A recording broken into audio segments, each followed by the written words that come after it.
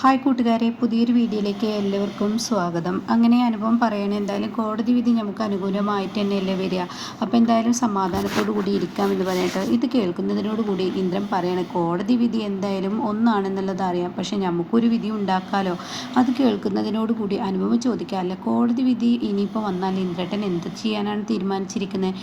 ഞാൻ ഈ നാട് വിടാനാണ് തീരുമാനിച്ചിരിക്കുന്നത്. ഞാൻ എന്തായാലും ഈ നാട്ടിൽ നിൽക്കില്ല. പിന്നീട് ഞാൻ എങ്ങോട്ട് പോകണം, എന്ത് പോകണം എന്നൊന്നും എനിക്കറിയില്ല.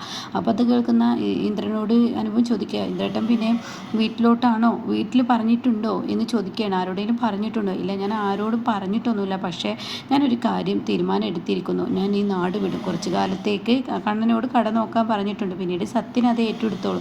അതിൻ്റെ പാതി വരുമാനം സത്യനോട് വിളിച്ച് പറയും, വിച്ചുട്ടനൊന്ന് കൊടുക്കണമെന്ന്. എന്തായാലും നിങ്ങൾ ഇങ്ങനെയൊന്ന് പറഞ്ഞതിൽ നല്ല സന്തോഷമുണ്ട്. ആ നിമിഷവും വിച്ചുട്ടനെ നിങ്ങൾ ആലോചിച്ചല്ലോ എന്ന് പറയണേ. അല്ല, ഈ സെക്കൻഡ് വിധി എന്താ, അതൊന്ന് കേൾക്കട്ടെ. ഇന്ദ്രേട്ടൻ പറഞ്ഞല്ലോ കോടതി വിധി മറിച്ച് ഒരു തീരുമാനമാണെങ്കിലും നമുക്കൊരു തീരുമാനം എടുത്തൂടെ എന്ന് ചോദിക്കുമ്പോൾ ആ ഒരു തീരുമാനം എന്താണെന്ന് പറയാൻ കഴിയുമോ? അത് കേൾക്കുന്നതിനോട് കൂടി ഉടൻ തന്നെ പറയണം, ആ ഒരു തീരുമാനം അനു എൻ്റെ കൂടെ 2 ദിവസത്തിന് വരികയാണെങ്കിൽ തീർച്ചയായും ഞാൻ ഈ പറയുന്ന തീരുമാനങ്ങൾ എന്തെങ്കിലുമൊക്കെ എടുക്കും. അത് കേൾക്കുന്ന അനുഭവം പറയാൻ, ശരി, ഞാൻ 2 ദിവസം വരാൻ തയ്യാറാണ്. എന്താ അനു നീ പറയുന്നത്? അതെ, ഞാൻ വരാൻ തയ്യാറാണ്. നിങ്ങൾക്ക് എന്തെങ്കിലും തീരുമാനം ഈ 2 ദിവസത്തിനുള്ളിൽ എടുക്കാൻ കഴിയുമോ? തീർച്ചയായും എനിക്ക് എടുക്കാൻ കഴിയും. എന്നാൽ ഞാൻ എൻ്റെ അച്ഛനായിട്ട് ഒന്ന് സംസാരിക്കട്ടെ എന്ന് പറയുന്നുണ്ട് കേട്ടോ. ഇതേ സമയം അനന്തമാഷിനെയും രാമനാഥനെയാണ് കാണിക്കുന്നത്. അവർ രണ്ടാളും നടന്നു പോകുമ്പോൾ രാമനാഥൻ പറയാണ്, എനിക്ക് ഈ കഥകളൊക്കെ കേൾക്കുമ്പോൾ ചിരിയാണ് വരുന്നത്. കാരണം ഈ കോടതിയിൽ, കുടുംബ കോടതിയിൽ എല്ലാവരും 5-6 വർഷമൊക്കെ ഭാര്യ ഭർത്താക്കന്മാരായി ജീവിച്ച ഒരു വ്യക്തികളും പെട്ടെന്നൊന്നും പിരിയില്ല. കുടുംബകോടതിയിൽ വിധി വന്നു, പിന്നീട് കോടതി രണ്ടാക്കിയവരെ, പിന്നീട് അവർ പോകാൻ നിമിഷം അവരുടെ ഉള്ളിൽ എവിടേക്കോ ജീവിച്ച ഒരു ഓർമ്മകൾ വന്നു. ആ ഓർമ്മകൾ വന്നപ്പോൾ അവർ തമ്മിൽ തലോടി.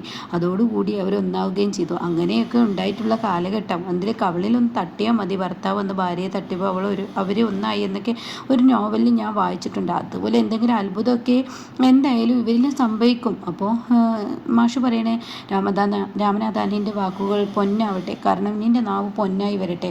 എൻ്റെ മകനുമായി, അങ്ങനെ മരുമകനുമായി ജീവിക്കുന്നത് കാണുന്ന എനിക്ക് ആഗ്രഹമുണ്ട്. പക്ഷേ ദൈവം അതൊന്നും തരില്ല എന്ന് പറയാം. അപ്പോഴാണ് ഒരു ഫോൺ വരുന്നത്. അപ്പോഴേക്കും മാഷ് മാറി നിന്ന് സംസാരിക്കുക. അപ്പോൾ രാമനാഥൻ ഓടി നിന്ന് വന്ന് ചോദിക്കുന്നുണ്ട്, ആരാ സംസാരിച്ച്? നമുക്ക് കുറച്ചങ്ങ് നടക്കാം, അതിനുശേഷം സംസാരിക്കാം എന്ന് പറയുന്നു കേട്ടോ. പിന്നീട് സുശീലയാണ് കാണിക്കുന്നത്. സുശീല ആ വരാന്തയിൽ ഇങ്ങനെ തലചാരി നിൽക്കണം. ഒരുപാട് നേരമായി ഈശ്വര കാത്തു നിൽക്കുന്ന, കോടതി വിളി വരുന്നില്ലല്ലോ എന്ന് പ്രതീക്ഷയിൽ നിൽക്കുമ്പോൾ ഈ ഇന്ദ്രൻ്റെ വക്കീൽ പുറത്ത് വന്നിട്ട് അനുപമയുടെ വക്കീൽ ചോദിക്കുകയാണ്, കക്ഷിയെ കണ്ടോ? നിൻ്റെ കക്ഷി എവിടെ? എൻ്റെ കക്ഷിയെയും കാണാനില്ല, ആ കക്ഷിയെയും കാണാനില്ല എന്ന് പറയട്ടോ. അല്ല, ആ നിൽക്കുന്നത് ഇന്ദ്രൻ്റെ അമ്മയല്ലേ? അതെ, ഇന്ദ്രൻ്റെ അമ്മ തന്നെ. നമുക്ക് അവരോട് പോയി ചോദിച്ചു നോക്കാം. അങ്ങനെ പിന്നീട് ഇന്ദ്രൻ്റെ അമ്മ സുശീലയുടെ അരികിലോട്ട് എത്തണം കേട്ടോ. അപ്പോൾ വക്കീലെ, എന്താ ഇതുവരെ കേസ് വിളിക്കാത്തത്? അയ്യോ, അടുത്ത കേസ് അവരുടേതാണ്. അവരെ രണ്ടുപേരെയും കാണുന്നില്ലല്ലോ, അവരെവിടെ പോയി? ഇനിയിപ്പോൾ കേസ് വിളിക്കാൻ പറ്റിയില്ലെങ്കിൽ 6 മാസത്തേക്ക് കഴിഞ്ഞതിന് ശേഷമാണ് കേസ് വിളിയുള്ളൂ. അയ്യോ സാറേ, അതൊന്നും വേണ്ടായേ. എൻ്റെ മകൻ അവിടെ മസാല ദോശ തിന്നുന്നുണ്ട്, അത് പോയി വിളിച്ചു കൊണ്ടുവരട്ടെ. അയ്യോ, പറ്റിച്ചോ? മസാല ദോശയിൽ പല പ്രശ്നങ്ങളും ഉണ്ടായിട്ടെന്ന് പറഞ്ഞിട്ട് അവർ തമ്മിൽ ചിരിക്കുകയാണ് കേട്ടോ. അപ്പോൾ ഈ സമയം സുശീല ഓട്ടോ ഓടുകയാണ്. അപ്പോൾ ഉടൻ തന്നെ, ഞാൻ എന്തായാലും ഇന്ദ്രൻ്റെ കയ്യിൽ നിന്ന് ഫീസ് വാങ്ങും. അപ്പോൾ അനുപമയുടെ വക്കീൽ പറയണം, എൻ്റെ കക്ഷി ആ ഒരു ടൈപ്പല്ല എന്നും പറഞ്ഞ് ചിരിക്കുന്നുണ്ട് കേട്ടോ. അങ്ങനെ ഇവരങ്ങ് പോവുകയാണ്. സുശീല ഓടിച്ചെന്ന് റെസ്റ്റോറൻറ്റ് മുഴുവൻ മൊത്തത്തിൽ തിരയാണ്. തൻ്റെ മകനെ കാണുന്നില്ല. അതോടുകൂടി അവിടുത്തെ സപ്ലൈ ബോയോട് ചോദിക്കുമ്പോൾ അവരൊരു ഓട്ടോ പോയി കയറിപ്പോകുന്നത് കണ്ടു എന്ന് പറയട്ടെ. ഇത് കേൾക്കുന്ന സുശീല, അയ്യോ പറ്റിച്ചേ എന്നും പറഞ്ഞിട്ട് സുശീല ആ റെസ്റ്റോറൻറ്റ് തലക്ക് കയ്യും കൊടുത്തിരിക്കുകയാണ് കേട്ടോ. പിന്നീട് കാണിക്കുന്നത് സത്യനെയാണ്. സത്യൻ ചെന്നിട്ട് ഇങ്ങനെ ഭക്ഷണം കഴിച്ചും കൊണ്ടിരിക്കുമ്പോൾ സത്യം പറയാണ്, ഷാമുണ്ട്, പ്രതിഭയുണ്ട്, സോനയുണ്ട്, അമ്മ ഇതുവരെ വന്നില്ലല്ലോ, കോടതിയിൽ കേസ് വിളിച്ചില്ലേ, ഇനിയിപ്പോൾ എന്തെങ്കിലും ഉണ്ടായോ എന്നൊക്കെ ചോദിക്കുക. അപ്പോൾ സോന പറയണം, ഒരു പക്ഷേ ഉച്ചക്കത്തേക്ക് മാറ്റിയിട്ടുണ്ടോ, ഉച്ചക്കത്തെ ശേഷം ആയിരിക്കും, അതുകൊണ്ടാണ് വരാത്തത്. എന്തായാലും എന്താണാവോ ഉണ്ടായിട്ടുണ്ടാവുക. അപ്പോൾ സത്യം പറയണേ, എന്തായാലും ഡിവേഴ്സ് ഉറപ്പാണ്, ഇനിയിപ്പോൾ ഒരു കൂടിച്ചേരൽ ഉണ്ടാവുമെന്ന് പറയാൻ പറ്റില്ല. പക്ഷെ ഷാമു പറയണേ, അത്ഭുതങ്ങൾ എവിടെയും സംഭവിക്കാമല്ലോ, അതൊന്നും ഉണ്ടാവില്ല എന്ന് സോനയും പറയുന്നു കേട്ടോ. അപ്പോഴാണ് സുശീല ഓട്ടോയിൽ വന്നിറങ്ങുന്നത്. സുശീലയെ കാണുന്ന സോന അങ്ങ് ഉമ്മറത്തോട്ട് കയറിച്ചല്ലേ. അപ്പോൾ സോനയെ കണ്ട സുശീല പറയണേ, ഒരു ഗ്ലാസ് വെള്ളം എടുത്തേടി എന്ന് പറയണേ. അങ്ങനെ സോന വെള്ളം എടുക്കാൻ ചെല്ലുമ്പോൾ സത്യം ചോദിക്കുകയാണ്, അമ്മയുടെ വാക്കിലൊരു സുഖമില്ലല്ലോ, എന്തെങ്കിലും പ്രശ്നം ഉണ്ടായോ?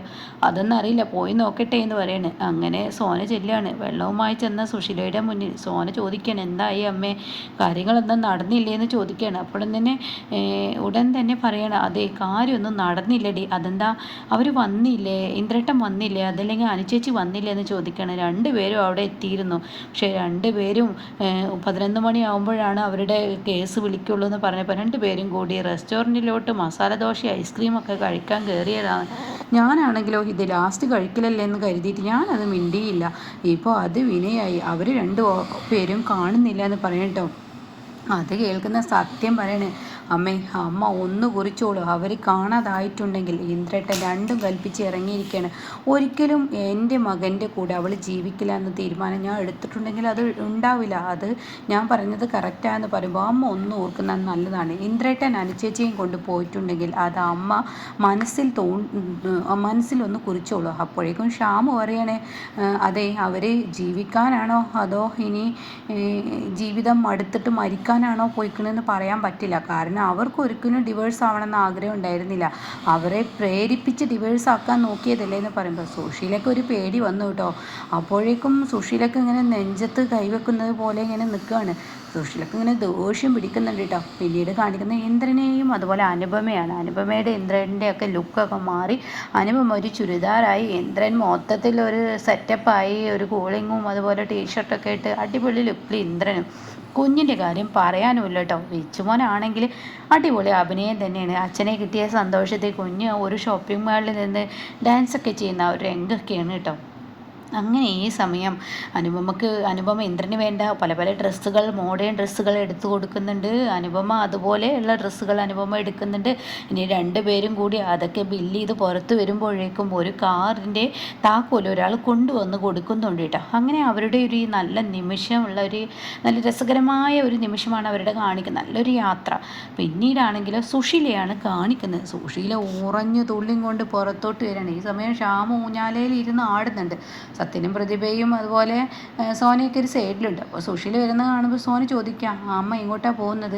അത് കേട്ട ഉടനെ തന്നെ എനിക്കറിയാം എൻ്റെ മകനെ അങ്ങനെ അങ്ങോട്ട് ഒളിച്ചോടി എന്നെ വിട്ടുപോയി എന്ന് കരുതിയിട്ടേ ഞാനിവിടെ വെറുതെ അടങ്ങിയിരിക്കുന്നില്ല. എൻ്റെ മകനെ തിരിച്ചു കൊണ്ടുവരിക എന്നുള്ളത് എൻ്റെ ലക്ഷ്യമാണ്. എൻ്റെ മകനെ മരണത്തിലോട്ട് വിട്ടുകൊടുക്കാനൊന്നും ഞാൻ തയ്യാറല്ല. എൻ്റെ മകനെ ജീവിക്കാൻ വേണ്ടിയാണ് ഞാൻ നടക്കുന്നതെന്ന് പറഞ്ഞിട്ട് സുശീല അങ്ങ് പുറത്തോട്ട് പോവാണ് കേട്ടോ. ഓരോരുത്തരന്മാരും ഓരോന്ന് എടുത്ത് കൊണ്ട് പൊളിച്ച് ഓരോന്ന് പറയുമ്പോഴേ നിൻ്റെ ഭർത്താവിനെ അടങ്ങി ഒതുങ്ങി നിൽക്കാൻ പറഞ്ഞാലേ. അപ്പോൾ അത് കേൾക്കുന്ന ശ്യാമിന് ദേഷ്യം പിടിക്കുന്നുണ്ട് കേട്ടോ. ശ്യാമ് പറയാണ്, എവിടെ നോക്കിയിട്ടും കാര്യമില്ല, നിങ്ങൾക്ക് കിട്ടത്തില്ല എന്നുള്ള വാക്ക് പറയുന്നുണ്ട് കേട്ടോ. സുശീല അവിടെ നിന്ന് ഇറങ്ങി പോകുമ്പോൾ സോന പറയാണ്, ശ്യാമേട്ട നിങ്ങളുടെ വാക്ക് വല്ലാതെ അതിരി കിടക്കുന്നുണ്ട്, സംസാരം കുറച്ചാക്കിയേക്കെന്ന് പറഞ്ഞിട്ട് സോനയെ അകത്തോട്ട് കയറി പോവാം. ആ സമയം പ്രതിഭ പറയാണ്, അതെ അവർ ജീവിക്കുകയാണോ മരിക്കുകയാണോ എന്താണ് സത്യത്തിൽ ഉണ്ടായതെന്ന് ആർക്കും അറിയില്ല. നിങ്ങളൊരു പണി ചെയ്യേ, നിങ്ങളൊന്ന് ഇന്ദ്രട്ടനെ വിളിക്ക് സത്യേട്ട എന്ന് പറയണം. അപ്പോൾ സത്യം പറയണ, നീ എൻ്റെ ഫോൺ എടുത്തേ. അപ്പോൾ ശ്യാമ പറയണം, ഞാൻ വിളിച്ചോളാം ഇന്ദ്രട്ടനെ, സത്യം അനുചേച്ചിക്കൊന്ന് വിളിക്കുകയാണ് പറയണം. അങ്ങനെ രണ്ടുപേരും മാറി മാറി വിളിക്കുകയാണ് കേട്ടോ. രണ്ടുപേരുടെയും ഫോണിലോട്ട് വിളിക്കുമ്പോൾ രണ്ടുപേരുടെയും ഫോൺ സ്വിച്ച് ഓഫ് ആണ് കേട്ടോ. ഇതേ സമയം ശ്യാമ പറയും സ്വിച്ച് ഓഫ്, സത്യനും പറയും സ്വിച്ച് ഓഫ്. അപ്പോൾ ഉടൻ തന്നെ ഇവർ പരസ്പരം പറയണേ, എന്തായാലും അവർ ഇറങ്ങിയിരിക്കുന്നത് വെറുതെ ഒന്നല്ല, അവർ ഒരു തീരുമാനം എടുത്തിട്ട് തന്നെയാണ് ഇറങ്ങിയിരിക്കുന്നത്. രണ്ടുപേരും ജീവിക്കാനുള്ള ആ ഒരു ഇതുമായിട്ടാണ് പോയിരിക്കുന്നത് എന്ന് പറയുന്ന ആ ഒരു സീനിലാട്ടോ എപ്പിസോഡ് നിർത്തിയിരിക്കുന്നത്.